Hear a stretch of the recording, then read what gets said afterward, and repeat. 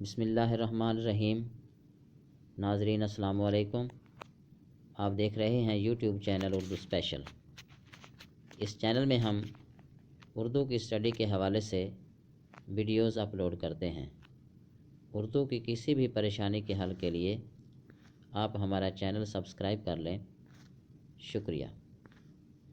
ناظرین، آج ہم اصناف سخن میں سے صنف قصیدہ کو ڈسکس کرنے جا رہے ہیں۔ لفظ قصیدہ عربی لفظ قصد سے بنا ہے۔ اس کے لغوی معنی قصد یعنی ارادہ کرنے کے ہیں۔ گویا قصیدے میں کسی خاص موضوع پر اظہار خیال کا قصد کرتا ہے۔ اس کے دوسرے معنی مغز کے ہیں، یعنی قصیدہ اپنے موضوعات و مفاہیم کے اعتبار سے دیگر اصناف شعر کے مقابلے میں وہی نمایاں اور امتیازی حیثیت رکھتا ہے جو انسانی جسم و اعضاء میں سر یا مغز کو حاصل ہوتی ہے۔ فارسی میں قصیدے کو چامہ بھی کہتے ہیں۔ قصیدہ ہیئت کے اعتبار سے غزل سے ملتا ہے۔ بہر شروع سے آخر تک ایک ہی ہوتی ہے۔ پہلے شعر کے دونوں مصرے اور باقی اشعار کے آخری مصرے ہم قافیہ اور ہم ردیف ہوتے ہیں۔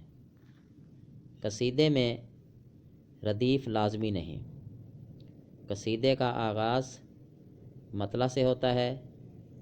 بعض اوقات درمیان میں بھی مطلع لائے جاتے ہیں۔ ایک قصیدے میں اشعار کی تعداد کم سے کم 5 ہے۔ زیادہ سے زیادہ کی حد مقرر نہیں۔ اردو اور فارسی میں کئی سو اشعار کے قصیدے بھی ملتے ہیں۔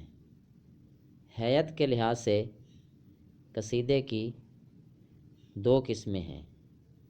ایک تمہیدیہ، جس میں قصیدے کے چاروں اجزاء تشبیب، مدح، گریز، دعا موجود ہوتے ہیں۔ دوسرا مدیحہ، جو تشبیب اور گریز کے بغیر براہ راست مدح سے شروع ہوتا ہے۔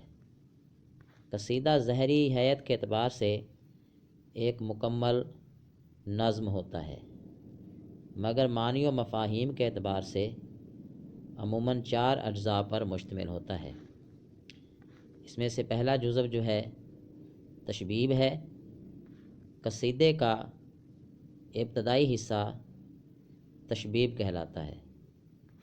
تشبیب کے معنی ذکر شباب کے ہیں، مگر تشبیب کے لیے موضوع کی پابندی نہیں ہوتی۔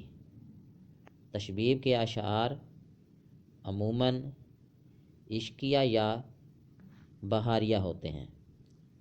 غزل کی ابتدائی شکل تشبیب تھی، جسے بعد میں الگ صنف سخن کی حیثیت دی گئی، مگر تشبیب کو نفس مضمون سے زیادہ طویل نہیں ہونا چاہیے۔ گریز تشبیب کے بعد جب قصیدہ نگار اصل موضوع کا ذکر کرتا ہے تو اسے گریز کہتے ہیں۔ مقصد یہ ہوتا ہے کہ تشبیب اور قصیدے کے اصل مضمون کو فنکاری سے ایک دوسرے سے ملایا جائے۔ مثلاً شاعر تشبیب میں شکایت زمانہ کرتے ہوئے کہتا ہے کہ اب ساری مصیبتیں ختم ہو جائیں گی، کیونکہ میں نے ایسے شخص کا دامن تھام لیا ہے جو دنیا میں سخاوت و فیاضی میں اپنی مثال آپ ہے۔ پھر شاعر ممدوح کی تعریف شروع کر دیتا ہے۔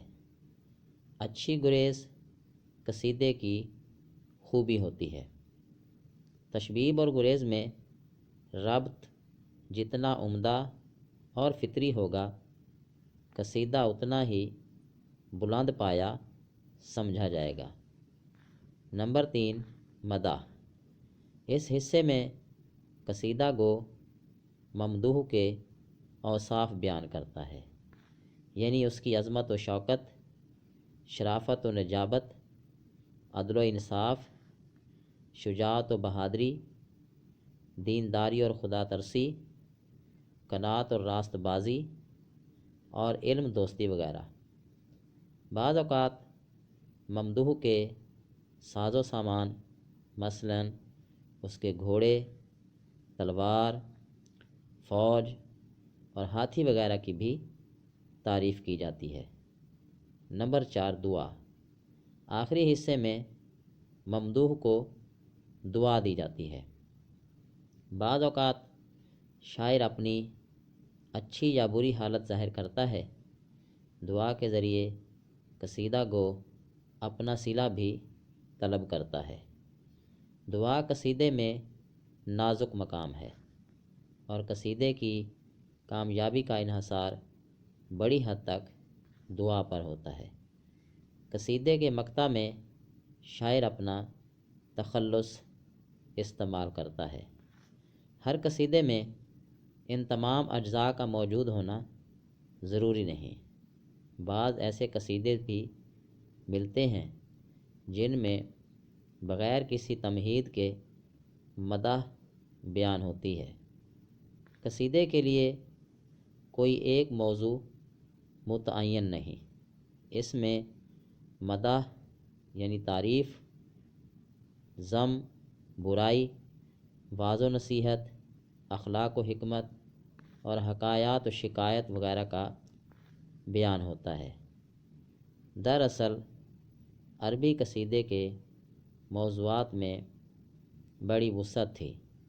عربی شعراء عشقیہ واردات، قلبی احساسات اور اپنے ماحول و مناظرے کو قصیدے کا موضوع بناتے تھے، مگر فارسی شاعروں نے قصیدے کو خوشامد اور حصول انعام کے لیے بادشاہوں کی تعریف یا ناراضی اور مایوسی میں ان کی مذمت تک محدود کر لیا۔ اردو قصیدے کا سب سے بڑا موضوع مدح ہے، البتہ دیگر موضوعات پر بھی بہت سے قصیدے لکھے گئے ہیں۔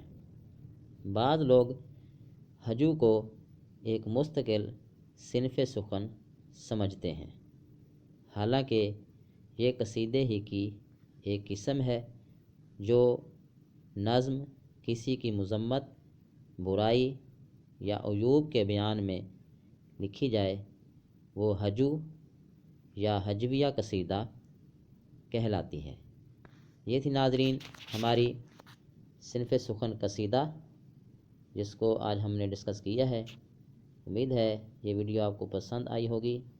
اگلی ویڈیو تک کے لیے اجازت دیجیے۔